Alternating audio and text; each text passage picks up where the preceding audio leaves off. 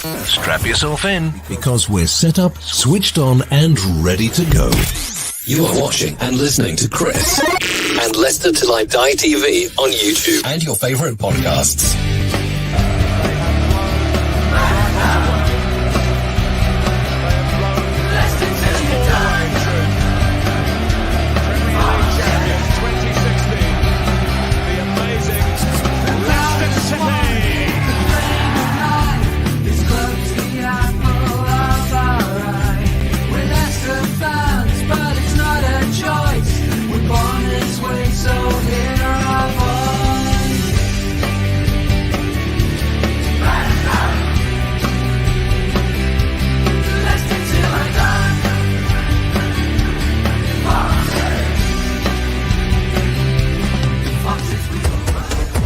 Till I Die TV, your first choice for everything Leicester City. Tune in and join in now. And now, here's your host. Right, Chris. All right, welcome back. How the devil are we all? Well, I hope. Second show tonight. Twice a night at my age. I am so impressed with myself, I tell you. I couldn't manage that when I was 19. Anyway, if you are watching Leicester Till I Die on Facebook or Twitter, please nip over to YouTube and do what it says just there. Subscribe. Click the like button for the video. It does help the statistics with YouTube. And remember, click that notification bell. And you may just want to so that you don't miss this. Coming soon to a YouTube channel near you.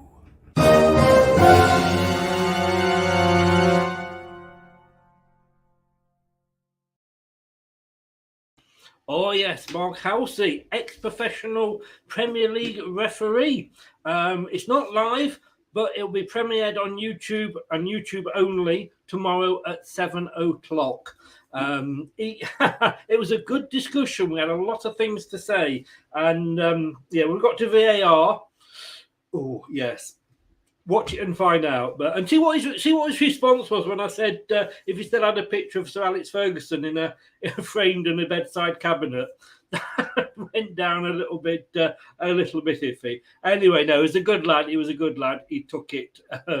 He took it well, and I mean, you know, he was causing trouble in my chat earlier with all his, you know, Ant from Ant's football channel, Ant's Leicester football channel. Great channel.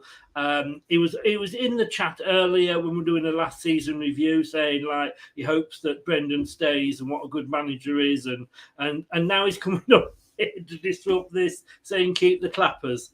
I think that's what he's saying anyway. But yeah, don't forget, please do subscribe. Let me get my guests in because it's a bit different tonight.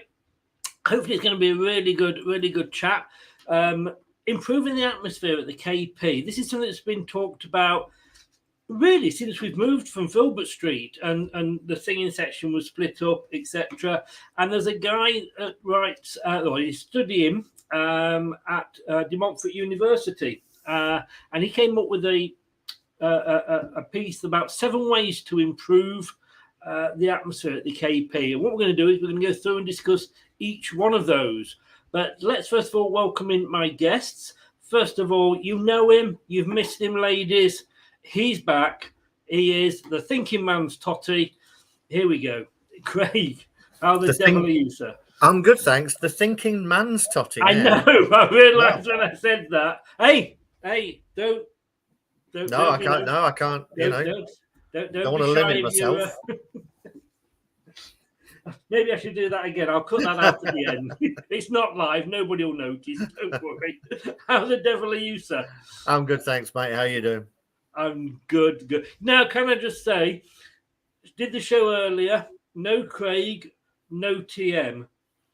Do the show now. We have Craig. We also have TM. Good evening, TM. I am TM. Well, and I'm sure Craig is now as well. Maybe they know they're going to get some additional Tottenham stick. Maybe they're a sadist. You hope. And let me welcome him in. If a big friend of the channel from Beyond the 90. We're welcoming Neil. Good evening, sir. How the devil are you? Good evening. I'm well, thank you. Leicester City is very quiet on the Leicester City front, but yeah, let's yeah. But apart from that, yeah, thanks for having me on. It's good to be back. Good. Your details are in the chat below, but please do tell everybody where they can find you. Oh, you can find me at Leicester Till I Die. Leicester Till I Die. My God, yes, I'm just back to you now. The first transfer of the closed season. Yes, exactly. More transfers than we've had. Yeah, we're transferring channels now. It's a straight swap. So you can find us at Beyond the 90. Again, there's a link in the description. Thank you, Chris, for the plug. But yes, you can find us at Beyond the 90 LCFC or Beyond the 90 on YouTube. We've got some similar stuff to Chris. We just do analysis and similar things. So come over if you'd like to as well. Yeah, please do. It's a great channel. Go over there and give them your love and support. Talking of transfers, and before we come on to the main topic, it is a bit quiet, but then we know that it's going to come into the silly season. We're going to lose sort of 3/4 of the team and end up with a five-a-side team. But the one player that I wanted, and when I was speaking to Owen from the BBC the other day, he thought might be coming, and that's Tarkowski, but it looks like he's off to Everton. Do you want me to go? Anybody that's got anything to say on it? For me, if we were pulling a defender from Burnley, I'd take Ben Mee over Tarkowski any day, to be honest. For a couple of reasons. One, I think he's more aggressive, and aggression is what we lack back there. And he's a naturally left-sided player as well, which are hard to get hold of. Premier League experience wouldn't really cost us a penny. I think he'd be a solid addition, to be honest, and I'd take him over my good friend Johnny, that's for sure. I'm sure you would. And he is available. The rumours are that he wants to leave Burnley as well. Would you agree with that choice, Neil? We had this. I remember we had this discussion. I can't remember which post match it was, and I remember thinking, I'd love to have him. I think he'd be great. I think he'd be a great addition to the squad. However, with the way that we do, the thing is, when you're coming up against the likes of Newcastle who are interested, Everton, we know that they can pay the wages more, and I think that's the reason. I think he was happy to come to us, but we're not going to offer him the wages compared to a Newcastle or Everton, and I think Everton just offer him more wages, and he went there. I'm gutted, but do you know what? We've got a great transfer system, and with the way that Everton are, it's more of a money, and I don't blame him for the age that he is. He's probably gone for the money, and that's fine. But it is a bit gutting because it's somebody we've been interested for 3 years now, I'd say. Yeah, it's always been around the rumours. No, we put in a 32 million pound bid, I think, last year for him. So it's gutting, but at the same time, look, our recruitment's good. We'll find a way round. We've got some good people coming up through the under 18s and under 23s as well. We'll find a way. Our recruitment is good. It may not be this season, but it might be next season. And hopefully, with one game a week now, with us being out of Europe, that'll help alleviate the pressure a little bit more. Yeah. Welcome along to Dan, has just joined us, just as we're talking about Burnley players coming to Leicester. Nick Pope, I think we can maybe have a Nick Pope if Casper's moving on. And Cornet, as well. We were let's just pull the Burnley team. All of these great players who got them relegated. Yeah, I know. Well, Harry Maguire, in fairness, he was a relegated player. No, there's always some good little nuggets out there, just for whatever reason, it's not been a great season. And sometimes players just need a move, to freshen up their own careers. You can get a little bit stale and your level drops off just a little bit. That may have been what happened at Burnley, to be honest. You got 4 or 5 players who have been there a while and their level drops 5%. That's all it needs to get you relegated in this league. Well, moving on, because otherwise we can be talking transfers all show, and that's another show, another time. We're doing this. I was approached, and I guess other Leicester Facebook sites were as well, by this gentleman Jayden Whitworth, and he's a student, like I say, at De Montfort University, and he wrote this piece for Leicestershire Press, which is the news and views from journalism students at De Montfort University. And it was 7 ways which he felt Leicester City could improve the atmosphere at the King Power. So what we're going to do, because I don't go now. My last season ticket was the Great Escape. Yeah, great timing, guys, wasn't it? I was the reason we won the league. Thanks, Chris. Yeah, hey, take one for the team, guys. So yeah, he's listed basically 7 ways that he thinks we can improve the atmosphere. So what we'll do is we'll go through them one by one. You guys both go down there week in, week out. You can sort of agree, disagree, whichever, and let us know. So we'll start with the first one. And we'll start with you, Craig, because you're on top. In fact, let me just bring me to the bottom, and then I'm covered over if we have any messages like this one. LDH, good evening. How the devil are you? Hope you are well. Neil will vouch, says Ant, for this. Every time you start a chant, everyone just stares and no one joins in.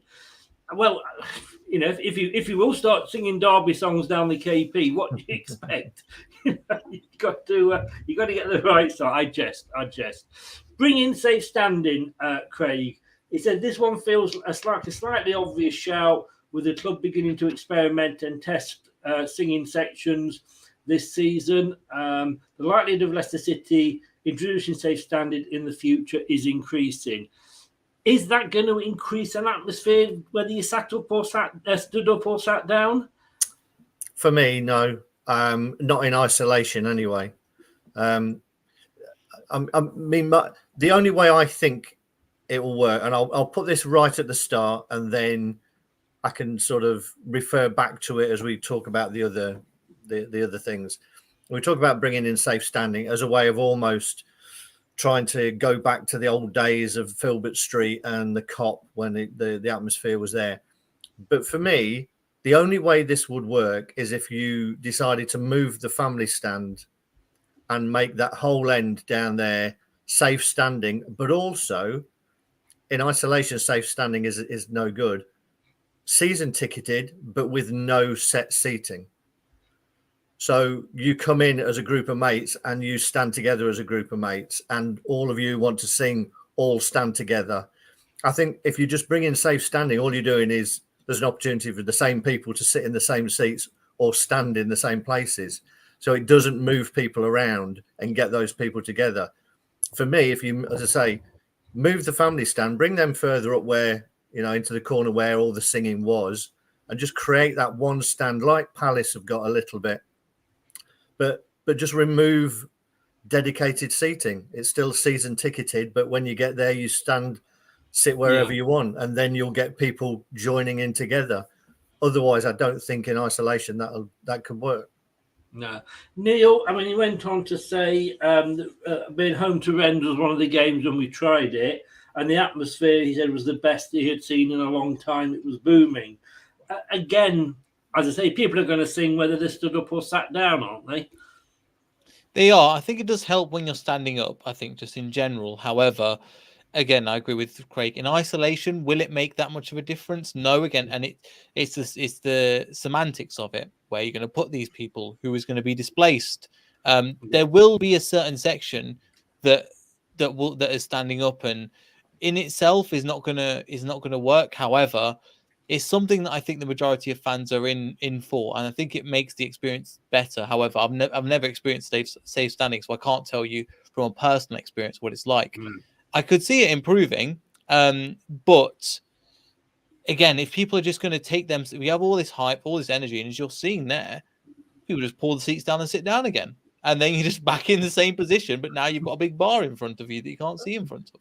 But also, yeah, if you sit down and the guy in front wants to stand, I don't see how it can work unless everybody agrees that they're either all going to sit or they're all going to stand. And so the only way for me is you remove dedicated seats, and it's just a free-for-all. Do you think, I'll stick with you first with this one, Craig, with the standing, we know why standing at football grounds was phased out. That goes without saying. But when you see recently with things like the pitch invasions, and it's not just the pitch invasions, but what that leads to in players being abused, opposition officials being abused. Are we in danger as as fans of shooting ourselves in the foot and losing any chance of having it back?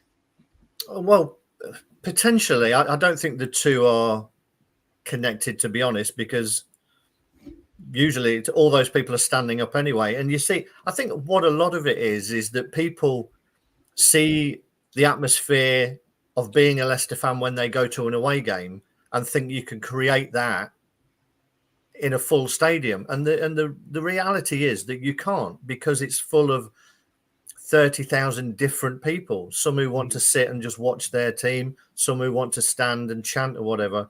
And I think if you look around the whole of the Premier League, I can't think off the top of my head where there is a ground which has a consistent, exciting environment and atmosphere. In patches, they do. You know, the mighty Liverpool. Last time I went to Liverpool, it was quiet. You know, when something happens, they're loud. Arsenal was known as a library for years, and these are the big teams. Man City, the same. I think it's a bit of a myth, to be honest, that we see more and more European football with huge areas where there's flags and flares and God knows what, and we think that we can somehow adapt that and adopt it in the Premier League. I don't think it's feasible at all in any way. I think the atmosphere comes from what's happening on the pitch. Nobody complained about the atmosphere when we won the league. You know, everybody was sitting down, everybody had clappers, there was goal music, it was all there, exactly the same, but it was what was going on the pitch. The best atmosphere this year for me was probably the Liverpool game, again, and the Man U game, where it came from what's going on the pitch. And that's the biggest thing. If you play dull, slow football, people don't get excited. Neil, I mean, it's a great point, and one which David alluded to here, Neil. I wonder just how much the lack of atmosphere is down to the lack of passion on the pitch. And it's got to be, because like Craig was saying, you know, if you were watching a match, even on the telly at home, and I've been doing watch-alongs recently, and you know, I did a watch-along for the England. I was doing it was on somebody else's channel, Jake, the West Ham fan, and I did the second half of the Wales-Hungary game, and I couldn't get excited watching it on telly. But I've seen, you know, there's other games where, like the cup final, that was an exciting 0-0. If you haven't got anything to get excited about, it's hard to get excited. I guess so, and that's what it is. I think the main thing is obviously what's going on the pitch, and that's going to be reflected.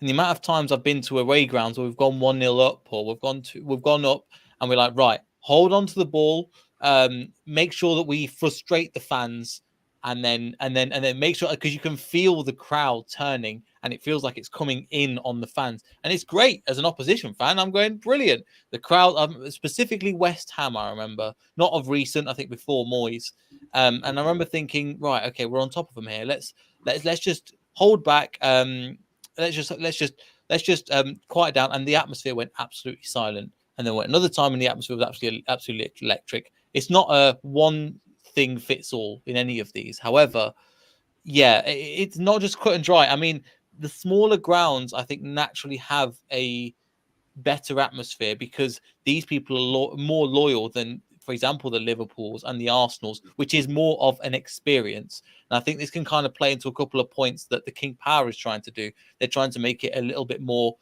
a friendly environment for businesses and corporates. That makes it a worse atmosphere in general, in terms of a football fan in particular. We'll get on some of the things I know on the list later on, which kind of play into that as well, in terms of an experience rather than just a football match. But you look at the likes of Crystal Palace, again, they're known as a great away ground. Even at home, they make a lot of noise, even when they're losing. There's other teams, even Huddersfield, I remember going to them away, and they were just, no, we're really up for this, let's go. And yes, they were new to the Premier League and things like that as well. So I don't think we should be comparing ourselves to the big boys in the top six, but there is an element of us that in the past I know that we've had. When we've had a half capacity, we still shouted the ground down, and we still made sure to get behind our team, even when they were terrible. So even compared to before, I wouldn't say before the King Power, but even just before the King Power takeover, there was a lot of atmosphere in the ground. And I think part of that as well was down to a certain level of crazy people in the ground. I think over the years, they've been just taken out. And when you take out these few that are quite crazy and create a lot of atmosphere, it's amazing how much that drops over time. Because again, that looks bad representing the football club. Again, you beat me to it. It's almost like you read my script here. Is that when we've all moved to these new grounds, we were trying to get. Well, he did kind of weed out those sort of fans that we wanted to weed out, basically. But yes, some of the atmosphere may have gone with it. I mean, I think this, Terry. Good evening, Terry. How are you? And good evening to Renee as well. I think Terry's just got the. I mean, we could end the show here. Because Terry just said, dish out more season tickets than seats. Then when the piano stops, all of those who can't get a seat get evicted until the next match. That would be interesting to see. That would be interesting to see. But yeah, that was the first idea he came up with. Now then, this to me, this is something that I can't agree with him at all here. And that is, great, get rid of the clappers. I mean, we can't get rid of these, can we? We love them. I mean, you know, it doesn't hurt your hands. It's easier than clapping. It brought a great atmosphere on that Great Escape season. I mean, Kyle says here, good evening, Kyle. 2 clappers per seat might help. We got to love. I mean, I love the clappers. I don't know about you, Craig. Let's come to you first. I think, you know, I don't have as big an issue with the clappers as a lot of other people do, because for me, I think if you got rid of the clappers, I think more people who didn't used to clap and get involved got involved because of them. Yeah. Take them away, and I don't think those people are suddenly going to start clapping and getting involved as much. I just don't think it'll happen. So anything, what you're doing there is taking something away from the atmosphere, whether you like it or not. It does add some atmosphere, and it does get more people involved than did before. And as I say, during that great championship winning season, we were known for the clappers, you know, because it helped everybody get behind the team. So for me, I mean, somebody came up with a decent idea, and as a halfway point, I think it wasn't a bad idea, and that was to have clappers downstairs that you can pick up on the way in. If you want one, pick one up, rather than them be on every seat, and therefore a lot of it is wasted. So if they had them in big sort of containers, if you want a clapper, just take one as you make your way up to the seat. I thought that was a fairly decent sort of halfway house. But then, in reply to that, Craig, I mean, it's on your seat. If you don't want it, just don't pick it up. Yeah, no, all I'm saying is, in terms of, I know some people have been saying it's a waste, bad for the environment, blah, blah, blah. So those people who don't want to use one, it's not a waste of it. That's all I'm saying. As I say, overall, I haven't got a problem with it. Yeah. I mean, Neil, the guy says here, it has almost become part of my match day routine to trundle up the stairs to my seat on row Z, grab the clapper and chuck it down the back of my seat, out of sight, out of mind. Well, that's all you need to do if you don't like it. Just leave it. Sorry, Neil. Just to finish off. Yeah, I don't think just because you don't like something, taking it away from someone who does, is in life in general is a good thing, to be honest. It is a bit of a like, oh, I don't like these things. Well, then don't use it. It's not a mandatory thing. They're not forcing you to use them. What it is for me, again, I agree with the wasting. I think Craig's got a great idea in terms of if they want them, then pick them up. If not, then leave them. My thing is, the waste. I mean, there are. Like, I went to the Brighton game for the EFL Cup, and it was not a great game, and there was like 10,000 seats, and they all had one just remaining. So I picked, and it was the memorial for. It was this anniversary of the chairman's death as well. So it was a real memorable one. So I'm thinking, there's all these ones. So I've picked up a load, and so there's three. It's kind of coming into my second point. It's who is it aimed at? Who are these clappers actually aimed at? Is it aimed at? So I think there's three main audiences that they're aimed at. Number one is people that probably 60 plus or something that can't chant as much as they want, that can't get involved, and that's their way of contributing. I think that's great. Yeah. The second one is for younger fans, especially if I was 12 years old or if I was 8 years old and I was given this thing that I can be a part of this atmosphere, I'm absolutely elated. So I think you can't forget about these small audiences. The third one, I think, is the international audience that go away from this, don't have to go to the shop and get something that they can remember this from, because they're all personalized. It takes a long time to design these. As somebody that comes from like marketing and designing and stuff, it takes a long time to design all these products and get them front and back and printed and then put in the seats. A lot of effort. But the fact that you can go away with this memorabilia for free that the club has given you, I think is a great shout. And considering where we were before King Power, we would only dream of something like this. We genuinely would. They'd go every single match. You're going to get something for free, doing nothing. And this is not the only thing they did. Then let's get started on the drinks and the beers and the scarves and the hats for the away fans and all these other things they do. But going back to the clappers, just leave them. I don't see the point. If you don't want it, don't touch it. Use your hands, clap, chant along, no problem. It's not meant for you. If you're complaining about it, it's not for you. It's for, if I'm going with my cousin for the first time, who's like 10 years old, he would absolutely love a clapper.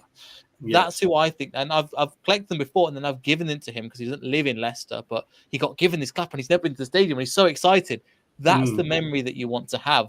So it's more than just this ability to clap, sure, but take it and give it. And if you want, don't just throw it away. Give it to somebody, because there are fans, and I've interviewed them, that would absolutely not die, but they would love to have something like this from Latin America, from other parts of Europe, from Africa, from Asia, that would love a memory of Leicester City from the game. This is from the game, fantastic.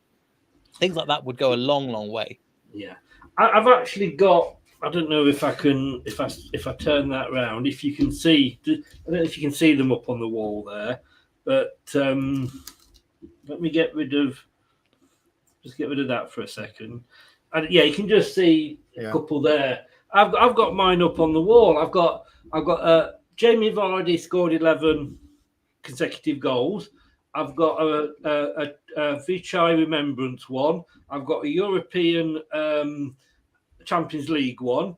I've got the Champions. I've got Fearless. I've got the FA Cup and the Charity Shield. All the main ones for the games, and they've got memories for me. Yeah, and the fans are giving them for nothing. Yeah, it's the bottom line is a lot of football fans like something to moan at, and as you said, Neil, if they don't like it, they don't want anyone else to have it. And yeah, you're right.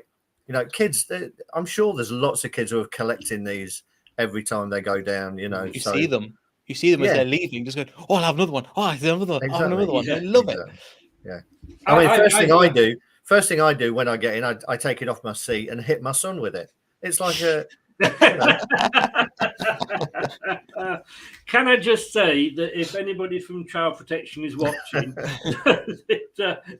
these views aren't from Leicester Till I Die, they are his own views. I mean, this one I've got here, I mean, it's a personal memento because it's got Burnley on.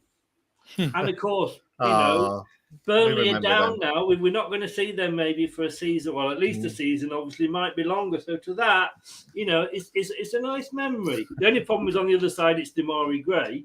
But apart from that, it's a nice memory. And it says here, though, Neil, we spend 10,000 a game on clappers.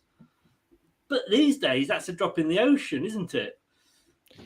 I mean, the thing is, it's not my money. So but they're not doing it. They're doing it because they genuinely care about the fans. They don't have to do this. They do it, and the amount of stuff they've done for when I've been away, they've had hats and scarves, and they don't have to do this, but they do it as a passion project. And don't knock it until it's gone. When it's gone, then you'll realize how much these guys have done for us. And this is something that it's not obligatory. You don't have to get involved. Just leave it. It's not that big a deal. So, I think it's more about creating the experience for somebody. And there are people that could use it. I think if for example, there should be an option if you're getting it signed up, and if you're buying a season ticket, do you want it? Yes or no? Click no, and then sure, and then you're not going to get one for the rest of the season. You voted no problem. Just little things like that could make a difference, because again, it's not that big a deal. If it drowns out the singing, There isn't a lot Mind you, I've not heard Ant sing, so maybe that's a good thing. Or it may be the fact. So what we want is only certain kinds of sound. Is that what we're saying now, Ant? I'm just thinking, because Ant's that small anyway, that his singing's probably drowned out. I think Ant is doing your job. Ant is doing your job of just playing devil's advocate here. He loves an argument, does Ant? I think he's in one of those moods tonight, Ant. But maybe just take a little box along with you, Ant, and you can stand it up. Then your voice will project over the fans. I'll tell you what, all of those clappers throughout a season with an elastic band round them, just stand on those. That'd do the job. That is true. Jack says here, something you touched on there as well, Neil. I like the clappers, nice memento for people that can't get to the games. And Kyle says, Everton fans singing, we're Everton, and we clap with our hands. Well, maybe they want to get some footballers that play football with their feet and they'd have a better team. And if that's the most they can come up with after the season they've had, then I think it says something more about them than us. Dan, who is in, good evening, Dan. You're still in my memory, Dan. I'm not going to forget you. Get rid of the clappers as a cream for that. That's why I had to leave Burnley. Ant's going, the clappers were great to throw at my team. I took Archie's clapper off him, my 7-year-old cousin. Oh, you Scrooge! You absolutely. That's Child Protective Services right there. Forget what Craig said. Yeah. Yes. Yeah. That's, he got it back when we got home. That's not the point. That is not the point. It was obviously because he'd reached 7 and he'd outgrown him. Yes. But that's It like was. when you go to a festival, you buy a T-shirt and then you're like, I'm not wearing this until I get home. Yes. The thing is, though, and his 7-year-old cousin was probably taller than him, and I'm surprised he didn't land one on you. Oh, he's taking the punishment tonight. and at exactly the same time, Kyle said, and he's not she taller than you. We all think it. Anyway, moving on, leaving the clappers aside, and I love the clappers. Let us go on to number 3, which is adopt a powerful anthem, club anthem. Does that make a difference, Craig? I suppose in a way it does. And I've often thought that when players walk out, they walk out to, the Foxhorn Gallop and what have you. And that's not something you can join in with or sing along to, is it? Have you not tried, Chris? I have, and I can't do it. Yeah. I heard you were very good at blowing. Now, what I'll go on to say is, yeah, I mean, I don't think it's not for the team. I don't think it's more of an identity thing. I don't think anybody will think "You'll Never Walk Alone" is the greatest song in the world, but it's an identity, and they're known for it. I don't mind when you're smiling, but I'd like them, if they're going to do it, to record another version of it that is at the right tempo, shall we say? Yeah. Because and just the chorus bit, because when that comes on, it doesn't really do it for me, and it's slow, and everybody sings. It's like the national anthem. Everybody sings it at a different tempo. Everyone finishes at a different time. So I don't mind it, and I don't mind the concept behind adopting a powerful club anthem, but just do it properly would be my point. So, but would you take that as a club anthem? I mean, Everton, going back to them, have got Z cars. Again, just music and not something that they can sing to. There's certain clubs that have, good songs. I think our songs in general are a bit not great. And commercial. Yeah, but also, I don't think it would be a bad idea if someone created a little booklet at the start of the season with all the songs, all the words to all the songs that the rest of the crowd do, because in different parts now turn to hymn 42 from exactly. 37. Exactly, but sometimes it's very difficult to understand what people are singing. I have you get to the feel agree for it or whatever. 100% there. Yeah. I start singing along to a song sometimes when I've been there, and then I've stopped because I think I don't know the words now. And I But can't it touches on that sort of pre-match and halftime entertainment, and we are notoriously bad at it. You know, it's terrible. I think, you know, we've had the odd song, but going back to the anthem thing, if you're going to do it and you're going to adopt that one, just record a version that everybody can get behind. And you could always print, just for that one song, always have the words printed in the programme. Well, or put it on the board. We've got these big boards at the end, you know. Yes, yeah. Get everybody joining in with it. I mean, if they've got a Z cars, Neil, could we come out to the Archers? You are showing your age. That would put everybody to sleep, Chris. Yeah. Do you know what I mean? You Then remember Jamie it, Vardy Craig, comes you out. remember it. Yeah, I think Craig's right though. In terms of there needs to be, because when you hear it chanted round the ground when there's no beat to hold them back, it's way too quick, and it's and it doesn't really. I heard that before I heard the original Jersey Bud song, and I went, it's almost twice the speed. Because of the way, but it wasn't. But the thing is, it wasn't designed from the ground up to be the anthem. No. You look at the bubbles, which I still think is weird from West Ham fans. So these big burly men singing about bubbles, and there's bubbles going around the stadium. From an outside perspective, objective perspective, it is weird. You Never Walk Alone makes sense, but that can be applied to pretty much any club. But it's just one that's associated with Liverpool. So it's just having that sense of identity and somebody that's in there. The Jersey Bud's the one that is the most in line with what our values are and the story behind it. But there needs to be something that's a little bit more tangible, I think is the word. And so you can grab onto it, okay, this is ours. And but at the same time, not trying to make it cliche, where it's we have Clock Tower, we have Curved Theatre, and blah blah blah. If they can make it, it's a really hard thing to get right, in my opinion. I remember, you know, When You're Smiling being sung in the Cop, going back years when I started to go, the 1980s. You know, When You're Smiling was sung, and there was more of a verse to it, and it built up to the chorus or whatever. They didn't need anything over the tannoy. It was just a song that was sung. So I think it's got that historical element to it. It, as I say, as Neil said, the same. It just needs to be done properly. Yeah, there is a video out there of Liverpool, and it was when Steven Gerrard was still playing, and they were playing a game at this huge stadium in Australia, and it was full. It was full of Australians, but they were all Liverpool fans. And they started to sing You'll Never Walk Alone. And I have to be honest with you, the hair stood up on the back of my neck. Because the players also, Chris, they follow that through. So it's on lots of memorabilia. Yeah. You know, it's become synonymous with the club. It's not just a song that's But sung. we could do that with When You're Smiling. Exactly. You know, we've got Keep the Faith. We've got Foxes Never Quit. When You're Smiling. Or why not put it out as a competition? Right, here's 4 or 5 songs. Which do which as fans do you want, and see what wins?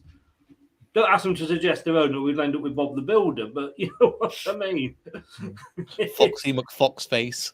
Yeah, exactly. Let's see what people are saying about their songs. Ant said, like I said earlier, When You're Smiling is class. Totally agree that When You're Smiling is a death march. Dan says, I agree, Chris. I think you need a song that sounds like you're about to go to war, intimidate the opposition, G up the players, and raise the roof at fan level. Is Ant just going to like everything that Chris likes? He says. Probably not, knowing Ant. The LFC. You obviously don't know Ant that well. No. Dan says Craig asked him for a song sheet because they have Alzheimer's. You know, it won't be long, Dan, before I forget that you were ever in the Premier League. Whoa! Oh, hang on. That deserves one of its own. That's got to have a. You shot him down there. I did love the comment about him number 43 though, Neil. That was class. Come out to Clubfoot something proper Leicester. Not about shite at all. And what were they singing? Why they're singing a Celtic song? Wow, that's another time, another show.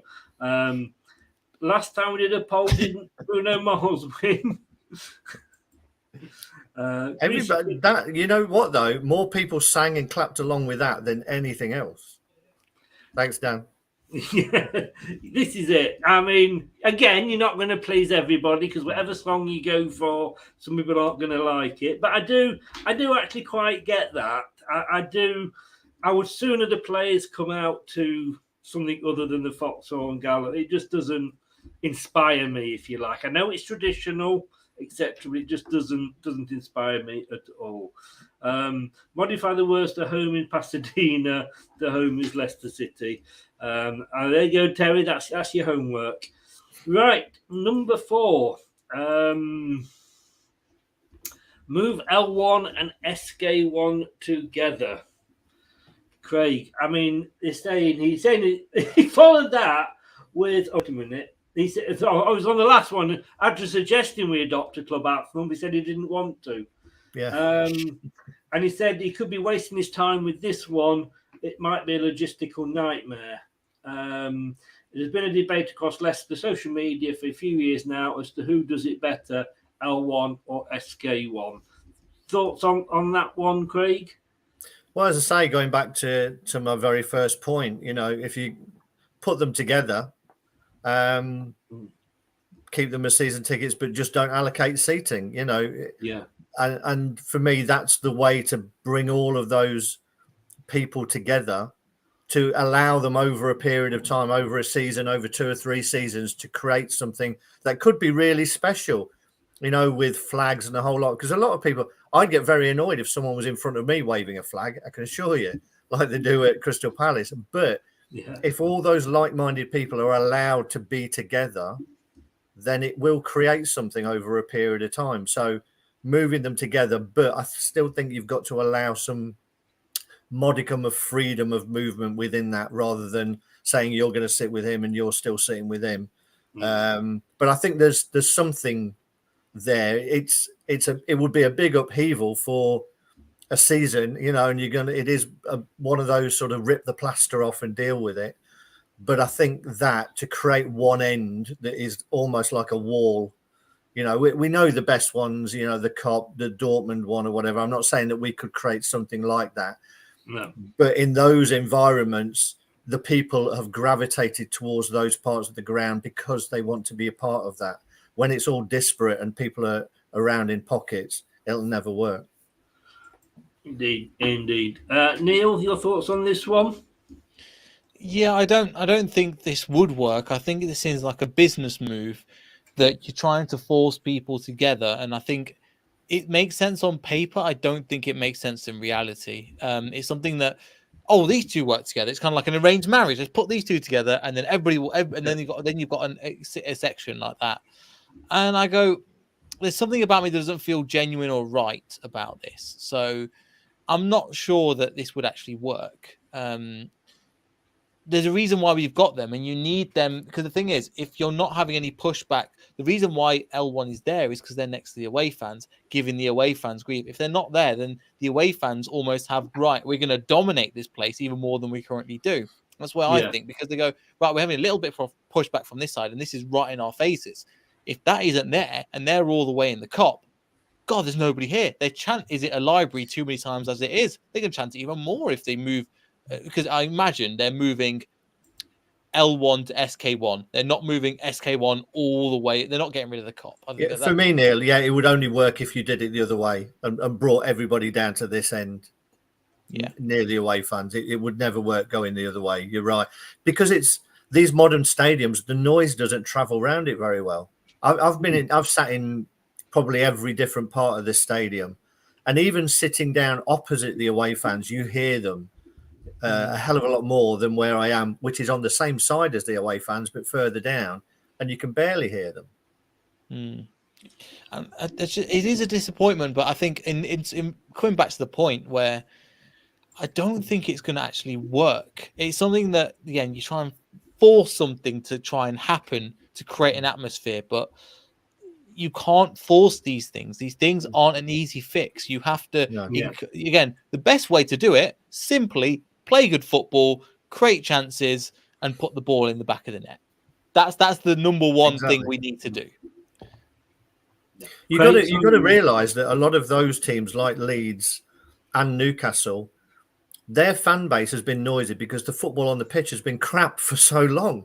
Imagine that, of being down there. They know that, particularly Leeds are a great fan set, but they've had to make the difference because their team on the pitch has been poor for so long. Yeah. Going on then to number 5, and that is more involvement of fan groups. I think our fan groups are quite well involved, Craig. Do you not? Yeah, I don't know. I don't know. Maybe you can elaborate a little bit more on what he's trying to say there. Well, I think he said here, when the likes of Union FS have been given the freedom to create organised displays, they've looked amazing. They were a regular fixture in a dazzling Champions League campaign back in 16-17, but they have fizzled out in recent times. But that's But is that not because we're not having those sort of games, and we're not? But it's like having Christmas every day. They're great because they're infrequent. And when it happens, it's fantastic. And that is what you want. You want something different. If you did that every week, you'd get fed up with it. Someone has to come up with a different design. And I didn't particularly like the last one they did, but it's these things have to be special, and it does have to be organic. I'm agreeing with Neil there, and what I said right at the start. It's dictated by what's on the pitch. That's where it comes from. Everything else is superficial around it and are nice to haves. But without that, it's people are going to get fed up with chanting if it's still boring on the pitch. Yes, and Neil, they are fantastic, and I've sort of been there at Champions League games when they did it, and they did it for most of the Champions League games, if not all of them, at Leicester. But when you're under the bloody thing, you can't appreciate it anyway, because you suddenly all you can see is the guy's armpits in front of you as he's pushing it back over his head. And I'm sure they look very, very nice from the sides, but if you're under the bloody thing, as I was most of the time, it was like you couldn't enjoy it anyway. I agree. I think one of the things I've just thought as kind of I'm going to mention it now because I will forget. Bring back Mexican waves. That would help bring everybody together. Do you know what I mean? That was brilliant. I remember loving when I'm going down community aspects. I think even the away fans get involved because it's good fun, and everybody just doing that's something that's going to be very simple. If somebody can Mexican waves and the what do they call them from South Africa? The vuvuzelas. Vuvuzela. Let's bring the vuvuzelas. Let's not get now you're going too far. No. But do you see what I mean? Mexican waves are great. I think it's a great idea. I remember loving that as a kid before I could see, because as soon as the ball went down that end, I couldn't see any football. I just see men's bottoms because everybody stood up and I couldn't see the bloody thing. Neil, where do you sit in the ground? I sit SK1 or L2. Right, because I'm going to be waiting. First game of the season, Neil. If that Mexican wave isn't started there, it takes someone to start it. And for me, you've just put your hand up. Oh dear, that really shot myself in the foot. Shall we try it now? Yeah, how easy is that? And the thing is, you don't want to stand up and do it. Everybody's don't do it. Yeah. But if we have a sort of safe standing area, though, you're not going to be able to really notice anyway. No, you're right though. It sounds cheesy, but you knew you were going to boo when it got to the away fans because they wouldn't get involved. Yes. And then it would start up again as soon as it got past it. Great idea, Neil. Make it happen. Well, I think we'll do that as a joint thing, Neil. Beyond the 90 and Leicester till I die. Bring back the Mexican wave. 3 people. Let's start it. Yeah. Andrew says 3 different parts of the ground just going. Everyone's a critic, you just go all the way around the ground, couldn't you? Do you remember, Andrew? Do you remember doing the Mexican wave in the ground? Everybody's taking the piss. It was great fun. I'm with you. I'm with you, Neil. I'm not. I don't genuinely. Yeah, it's just I'm just seeing the comments now, but I genuinely think it's a good idea. Yeah. I mean, Brad says here, welcome along, Brad. These are the worst suggestions in the world. We are looking at somebody's suggestions that has written a thesis, wrote a piece on this from the It was a Montfort suggestion, Brad. University uni, and it is chat. And like you say, some people are. I mean, you've come in late, Brad, because we've already discussed the clappers and whether they should come or go. But people need to sing. Well, when you're talking about the Mexican wave, and to be honest with you, I do remember it. I mean, I can't remember this, but I remember reading about this, and I'm sure Craig was there. But there used to be organised singers. They used to have like choir masters that would stand in front of sections of the crowd and would orchestrate the songs. I can honestly say, Chris, I do not remember that. No. I don't. That was the Montfort Hall, Chris. But, sorry? That was to Montfort Hall. I mean, they do it. I mean, they do it abroad, don't they? Bandit. I was lucky enough years back. I've been to a couple of games in Germany. So I've been to Bayer Leverkusen when they played Eintracht Frankfurt. Their away fans were absolutely amazing, Eintracht Frankfurt, and also to Hamburg's ground. And they have people there who are not watching the game. They have their loud hailers facing the crowd, constantly trying to get the crowd going. Now, yes. I'm not saying that anybody would be up for that, but that's how they do it. They try things, but I'm not sure that would happen in little old England, to be honest. No. Brad, we have actually discussed it. We're going through the different 7 ideas that were suggested. So just click on the start and catch us up. They do it in America, says Ant, for a reason not to do it.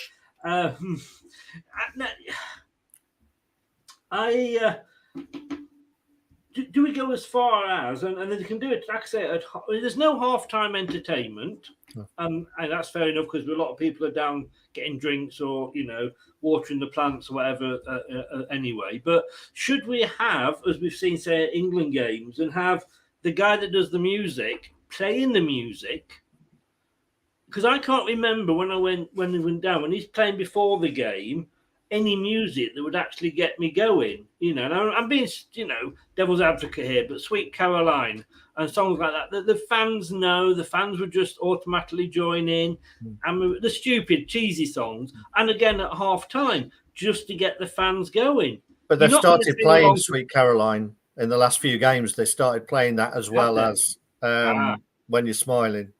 I mean, I think, again, going back to stuff that they used to do, the best thing they used to do at half time was when they had the kids doing the race around the pitch. Yeah. And they had opposition, a boys' club from the opposition or whatever. Again, it was almost like friendly banter between the two sets of fans. And it was a simple thing. Shootouts as well. Yeah, all of that kind of thing. I've been to, I remember going to an American football game in the Superdome, and they had a half-time one where someone had to try and kick a field goal. Or even out of one of the machines, they had to catch a punt, and they were winning 10 grand or whatever. I'm sure there's exciting things that can be done here with sponsors. They're just insured because no one's going to win, every week. So there's a lot of stuff that you can do to get people engaged. And if you're doing a lot of that before the game as well, that gets people in the ground a lot earlier, spending more money. That's something that they should be looking at. I think they do as well. Sorry, Chris. One thing that they did, especially last season or season before, I've not seen it as much this season. They bring back ex-pros and bring them onto the pitch at half time to say thank you for your support. It's great to be back. Whether it is Pontus Kamar, Cambiasso, anybody in between that some of the fans have an appreciation for. So when the other fans are going down for the pint or the piss or whatever at halftime, what's going on there then? And that interest, because I might stay next time, and that again support that works. I can't remember it this season them doing it, but they've done it previously. But that's the kind of thing that works for the fans. It gives the fans a nice nostalgia trip as well. Yeah. Works on both perspectives as well. They just don't do it as much. And it's something that I've just thought about now that and they used to go around with the guns shooting the t-shirts into the crowd, didn't they? Oh, they still do that. Still do. Well, do they still do that, do they? Right, right. Now Ant says here, can we get the Palace cheerleaders? We know where you're going with that, Ant. We know where you're going, but I'll just say this. I don't know if I can bring it. No, I can't bring. There we go. Let's bring this up. There we go. We've got our own cheerleaders, Ant. The King Power girls there. This is in Thailand. I think it was. Although, were they not at Vicky Park? I'm no. This is brand new to me, Chris. Yeah, excuse me for a second. Is it me? Save Am I the only one? Save two favourites. Yeah, I've never seen that before. Oh, if you go on Google Images, there's like a full page of them. I'd love to know how you managed to fall on that page. What were you searching for? I've just seen the Crystal Palace ones as well. I've got to be The Impossible Dream. Yeah. I'm not going anywhere with this now, but but again, we used to have them, didn't we? The Foxy Ladies. Oh. Yes. And wasn't that? I mean, I remember somebody who used to work at the club, so I can't say his name. That one of them actually went afterwards. She was like the quietest cheerleader you've ever seen, and ended up becoming a porn star in America. Again, that probably tells us how you managed to find that picture. I knew nothing. This is a reliable source. You know, when you said we were sloppy seconds. And where have you taken me on this show? Where have you taken me? Ant says he caught a shirt in the Villarreal pre-season. Maybe because somebody next to you thought, "Oh, we'll give one to the little boy." He's come here with his. I'll tell you what. The only shirt I've caught after all my years of going has been one of the only I've said like Birchie's 24th run after somebody's been pound the pitch about 70 odd minutes, and I've just got it. So yeah, that's somewhere upstairs. It's been signed by Birchie, but that one was special. But even though it should have probably been washed, but I was like, the thing might come out. Yeah. Terry says Babe Station revisited. Maybe for you. What is Babe Station, by the way? Does anybody know? Something about pigs. Well, exactly. And just to keep you all happy, just one more. There we go. Right. I've forgotten where I am now. Number 6, I believe. And I've probably got Stop the Goal Music. You could argue we've not been scoring that many anyway. Well, that'll improve the atmosphere. Again, I'm not sure. I'm not sure what that does. It was like, you've got a great atmosphere, and then all of a sudden the music comes on. Yeah. Well, it says here, Craig, I don't understand how I'm having to write this. Why is the goal music back? When was the last time it was away? I remember Chelsea Dagger. That was before 2007. Before that, I can't really remember, to be perfectly honest. So Chelsea. So it wasn't. I'm glad it's somebody from. It's one from Leicester, but they don't. It's not Fire now, is it? It's no. Yeah, I'd rather have it Kasabian Fire because of that Leicester connection. Yeah. So the fact they've changed it to that one, it's a nice chant, but they used to play it after the game, and I was like, when we win. I think there was a reason that they stopped using Fire. Oh yes, there was, wasn't there? Yeah, I can remember now. Yeah, that's it. I've just got memory. Yeah, but there must be another. Well, show Waddy. Surely we can get Rock and Roll Lady or whatever it was. Return of the Mac be a great one. Yeah, get everybody vibing. Oh, you got to love a bit of show Waddy. Return of the Dak. Again, Daka gets a hat trick. It's I remember when it first came in. It started again. I think we copied other teams that had started doing it, and I wasn't a big fan of it. But again, I'm not sure how taking it away adds to the atmosphere. And that's what the debate is supposed to be about. He says here, in fairness, Neil, he says here that there is a serious problem if you need goal music to lift atmosphere. I mean, is it because now with VAR, you can't play it straight away in case VAR go, actually, it was offside? But then if we've waited for that, that's a VAR problem. That's not a fan problem. That's a VAR problem. Let's not go down that route, jeez. Yeah, but also I think in terms of that, from my personal experience, you yell, you shout, and then the music comes, and then you kind of hear it 10 seconds later. Then you get involved in the clapping and the chanting of the song. So it helps elongate the actual goal celebration, in my opinion. So I don't see where this has come from. And would it be better, do you think? Would it help because of VAR and sometimes there's a long wait and you've kind of, scored, so maybe it's a bit more like that because, you can't celebrate straight away. Would that music then coming in once it goes up on the screen, goal allowed, would that not help, I'll tell you what may be more fun is that when it goes to VAR, maybe we should have the countdown music. The clock. Yeah, maybe it should only take 30 seconds. Exactly. Yeah. Make it 30 seconds, put the countdown clock on. If you want to know, by the way, if you want to listen to a discussion on VAR, 7 o'clock tomorrow, and you can catch this. I have got it has been the Royal Jubilee weekend, and I am joined by football royalty himself here. I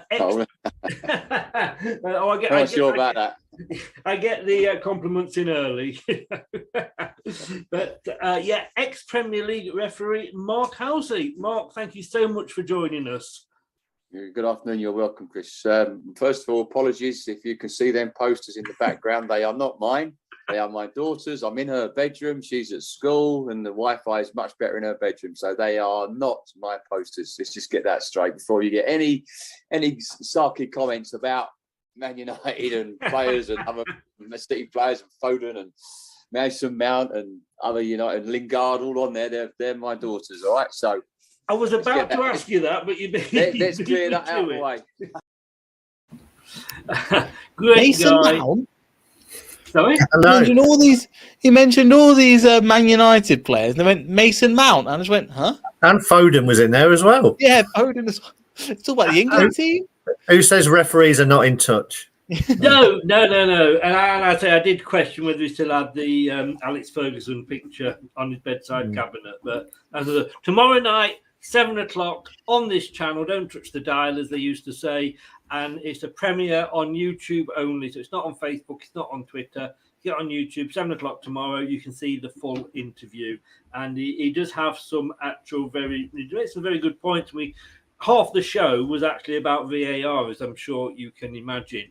A few suggestions coming up here for the goal music, but because Terry said this, I think this is the music that you would want, Terry, isn't it? If I can just find it. Let me just have a look. I thought I had it all set up. Here we go. And if anybody says they don't know what that music is, you're all bloody liars. I'll tell you. We know what it is, Chris. It's your ringtone. It is. That actually wasn't me doing it. That was my phone ringing. Change the song but not the goal. We could have why are we waiting, I suppose, couldn't we? While we wait for VAR to come through. I need a hero. Yes, yeah. Beyond the 90, thank you very much, young man. Thank you very much for that. Oh, who's that going to be? Because we've got Anton his, we've got you here. You've been hacked. I can do two things at once, Chris. Who would have thought it? Multitasking.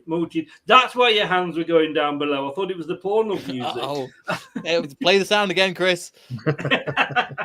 Oh, well, I certainly can do.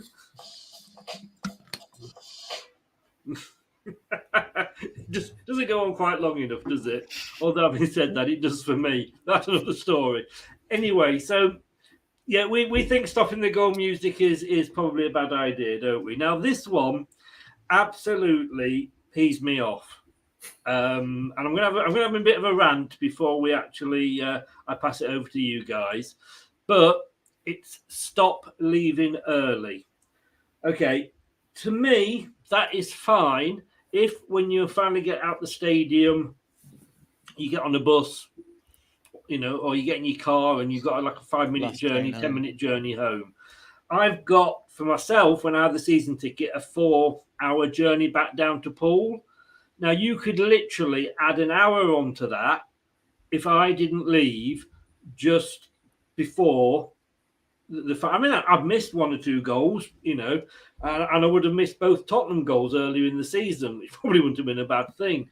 But you know what it's like if you leave when the final whistle goes, it can take you ages to get out the stadium.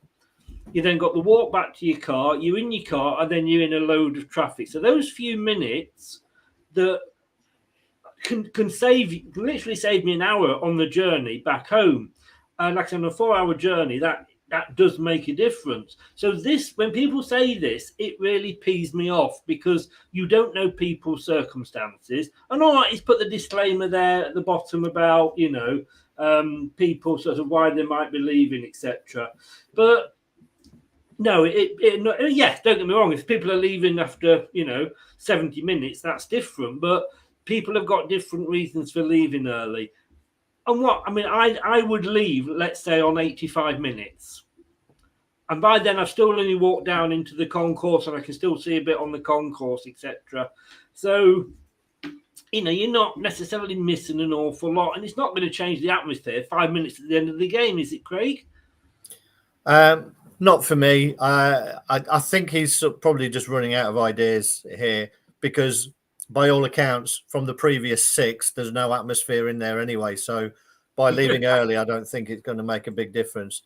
Personally, I would never, unless there was a reason, like you've said, Chris, I would never leave a game early because even if we're losing 7-0, I may see the best goal that's ever been scored in the last 5 seconds, or I may see a punch-up. I may see something. I may miss something. So I would never leave. But it is a personal choice. Sometimes when people do start to stream out, those people clearly have not got somewhere else to go. They've just seen enough on the pitch and they stream out. Yeah. And there's been some games where I can understand it, but it's a personal choice. For me, I would never do it unless I was forced to because I needed to be somewhere. But it doesn't affect the atmosphere, let's face it. Yeah. I mean, his disclaimer was, if you're absolutely bursting for the toilet or you are seriously going to miss the train, this does not apply. Well, like I say, I think, you know, that would be the majority of people. 70 minutes is one thing if you're losing 7-0. It's just, like I say, there are games. I never left a Champions League game early. You know, there's that. But so it just, as Ant said, you know, it's 20 minutes, half an hour added on to everything by the time you've got out. Your thoughts on this one, Neil? For me personally, I'm fortunate to live relatively near the ground, so I can walk home in 20-25 minutes, which is not too bad. I've never missed a game. I've never left a game early as well. I'm with Craig on that one. I've just never seen the point, and I've seen too many goals in the last 5 minutes, the last minutes that make you, because the most recent one I remember that I was at that really sent me like crazy. It was, we were 2-1 down. We end up drawing 2-2. Last minute Harry Maguire goal, Man United at home. And that match I was sitting right at the front. The referee was getting every single decision wrong, and I was absolutely fuming. I was sitting with my uncle was disabled, so I was sitting in the front with him, right near the front. And Harry Maguire scores last minute goal, and I'm just going absolutely nuts. And there's part of me that goes, Harry Maguire's running towards me. I'm like, hug him, go on. And I was like, no, don't want to ban for life, no. But there's the thought that crossed my mind. I just sat back in my seat and I just held and just kind of shook my hands in the air. But I've seen too many last minute goals. But again, on the other hand, this season, looking at Everton and looking at the Brighton for the home for the 1-1, just you knew it was coming. West Ham, you knew it was coming, and you're just thinking, oh, here we go again. There's a knot in your stomach, and the groans start coming in, and then maybe the goal goes in. Yeah, maybe it'd be better if our defence didn't start leaving early. Yeah, again, play attractive football, put it in the opposition's net, and we're not having this problem. That is a great quote, Craig. I'm gonna clip that and use that as a jingle. But I mean, totally. I mean, like I say, hopefully you guys understand why I did used to leave early. Yeah. And Ant said there, very true. Chris needs the toilets every 15 minutes. And, not since I bought the incontinent knickers. I'll tell you, they work wonders, but it does slow me down when I'm trying to walk afterwards. But yes, it's as I said, I don't think that last 5 minutes is going to affect the atmosphere at all. Terry is off. Thanks for a good discussion. Night, Chris, Craig, and Neil. Good night, Terry. All the best. I think he's on a promise. But I think having discussed all those, and those are the 7 reasons, I don't think any one of those, and I think we may have said this individually, is going to make a huge difference. Surely it's just down to people wanting to sing and people having something to sing about, as in the performance on the pitch. Yeah. For me, that's it. You can do little bits and pieces to try and aid it, but you can't make it happen. Will always be dictated by what's on the pitch. Some of the best atmospheres, have been with exactly the same people in the ground. The only difference is what's happened on the pitch. Yes, indeed. Guys, thank you very much. He raised some questions, let's say that, but I think he left a lot of questions unanswered as well. Off season, let's hope, fingers crossed for some signings. The fixtures are out in a couple of weeks. The window opens soon. Let's hope we can get some good signings in. Neil, thank you so much, mate, for coming on. Really do appreciate it. Let me just bring this up. Just again, your details are in the chat below on YouTube, but just give everybody a shout out where they can find you. Oh. Without me find me anyway. I meant to do that now. Yeah, thank you very much, Chris. It looks like I'm the host of Leicester Till I Die TV. Maybe that's why I said it earlier. Yeah, you can find me at Beyond the 90. Again, thank you for having me, Chris. I always enjoy coming on, having a good discussion. And yeah, hopefully we get some signings in at the summer because it is dragging a little bit. But then the window's not open yet, and I don't know. It's what will be at the end of the day. Whatever happens, we'll still support the boys. We've been through a lot worse. Well, haven't we just? Neil, mate, thank you so much. Guys, make sure if you haven't followed Beyond the 90 yet, make sure you do that. All the best, Neil. We will speak soon, I am sure. And take care. Stay safe. Cheers, Neil. Thank you. Cheers. Bye-bye. Craig, you old wise owl, you. Nice to have you back. Thank you very much for that. You're welcome. And I expect, let me just get him back before he's gone. I expect you lot to start that Mexican wave. Well, whoever Neil, we got for that opening home game, game, I expect, it'd be a bit wasted doing it in the away end, wouldn't it? I want you to make sure you're doing that Mexican wave. If you do, I'm sure we'll start a campaign to get these back just for you, mate.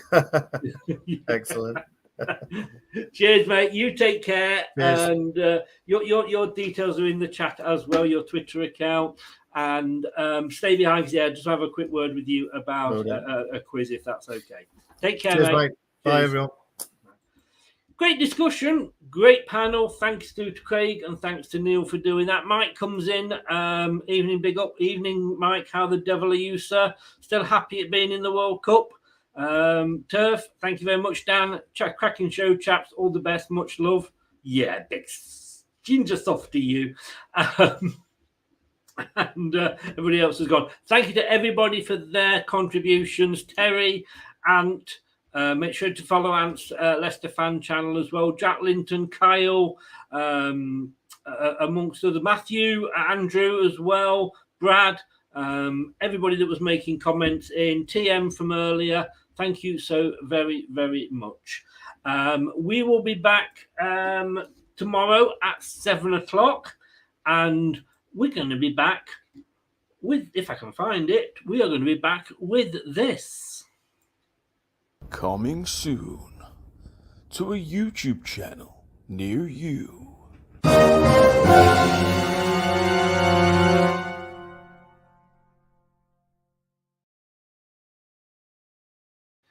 I do think, that we should have a competition, guess the voice, as to who that voice was. Yeah, you probably know, don't you? I will see you tomorrow at 7 for that, the premiere, YouTube only. And then at 9 o'clock tomorrow night, we've got a promotion show with the Fulham fans dropped out. We're trying to get another Fulham fan on.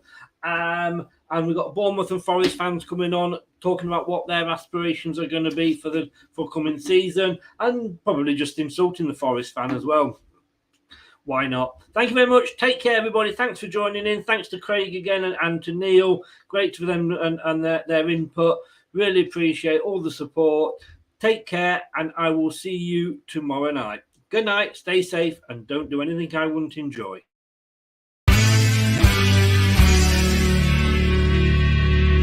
Thanks for watching Leicester Till I Die. This is Chris saying goodbye and see you next time.